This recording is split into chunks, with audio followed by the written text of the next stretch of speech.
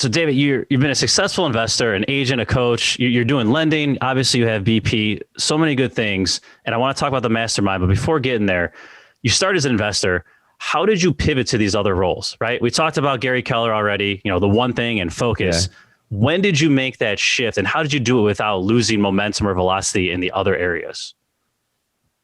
I made the shift when a group of guys that I knew from a group I'm in called GoBundance basically saw that I was working 100 hours a week as a cop, saw that I was afraid to stop doing that because that was my main source of income. And that income was tied to my investing. I had to make that much money to be able to invest. So it wasn't just quit being a cop and be an investor. The minute I did that, I wasn't going to be able to get financing to buy houses. I wasn't going to have the down payment to buy them. It would have made that way harder. And so they said, look, what else could you do to make income? And I said, well, I could probably be an agent. I represent a lot of people to other agents. And they said, yeah, you should do that. It was that simple. So I got my feet wet, and really, that's probably a bad analogy. I got my teeth kicked in being an agent for a couple of years, trying to figure out how to make that work for my personality and my skill set and everything. And then what I realized was that I didn't just learn how to be an agent. I was sort of like training wheels to learn how to run a business. I think becoming a real estate agent it's not a job. It is a business. And most agents don't treat it like one, which is why they don't get good results. But it forces you to become a business person if you're going to do it well. And so I built a team, and I was probably more successful because of the second answer to your question, which is synergy. When you look at skills you already have and you try to find a way to build those into your new projects, it becomes so much easier than starting something new. And this is just something entrepreneurs, investors miss. If you're flipping homes and you decide you want to keep rental properties instead of sell them, the switch from flipping to BRRRR is like, you're only changing the last 5% of the entire project. Okay. You're maybe using different materials when you flip. And instead of putting it on the MLS to sell it, you're going to a bank to refinance it or a lender. You're not rebuilding the wheel. You're just changing the very end of it. So for a 5% difference in effort, you're getting 100% new business opportunity. And I sort of ended up doing that with real estate. So I took my knowledge of how investment works and I applied it to becoming an agent, and I was able to help more people because I knew more about real estate. It made me stand out different than other agents.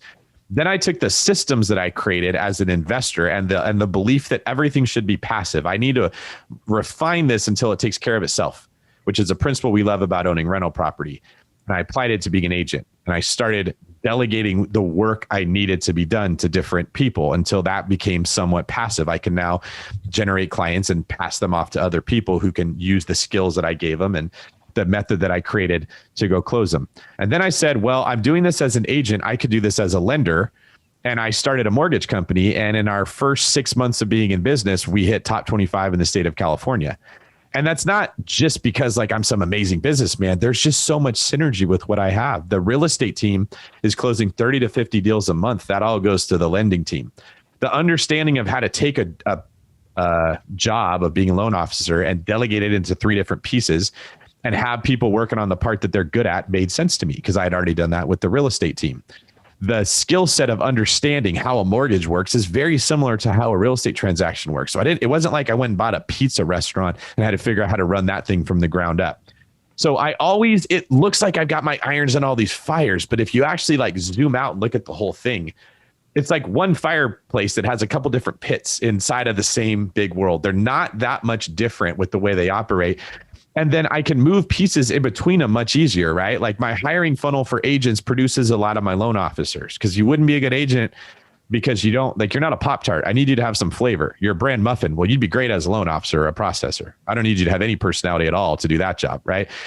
And now I'm going to be buying a title and escrow company or starting one. And then I want to create like a CPA firm. So all these pieces that are sort of connected to each other, they all will feed each other. And that's why I'm trying to grow that sort of like whole real estate ecosystem.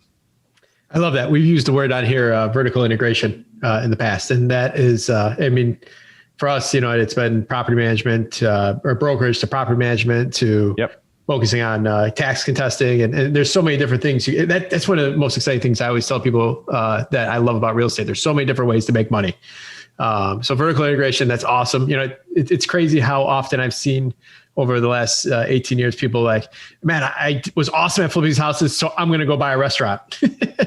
Or I'm going to now become a day trader. It's like, man, those things are like nowhere close to like what you're working on. Like, yeah, Michael Jordan was a great basketball player. I'm going to go play baseball. Yes. So, right. So it's awesome what you're doing there. And that's such good words of encouragement to other people looking to kind of spread out their. Well, I sort of have a passion for this exact thing now that I'm a business owner. So when I was working for other people, I was massively frustrated with not having opportunity to grow. I did not want a ceiling on me, and every job I would hit a ceiling and I would just work my butt off until I hit that ceiling. And then I got tired of banging my head into it, and I'd go find a new place and I would go. And that was sort of how my career went. It was always that like a stairway progression. I hit a ceiling, I move until I can't, and then I go to the next place. Well, now that I'm owning the business, I'm like, why can't I find another me?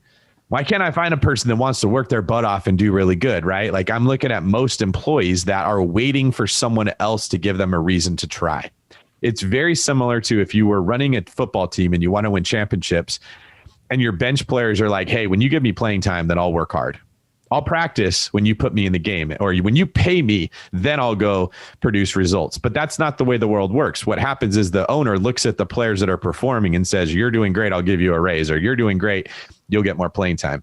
So as I learn real estate itself, like we talked about today, I'm starting to be more passionate about talking to people how to apply the right mindset to what they're trying to accomplish. If you're thinking, I don't want to apprentice for somebody else, I don't want to build their business instead of my own, you're already in the wrong frame of mind. Like no one cares about teaching you anything, and they shouldn't.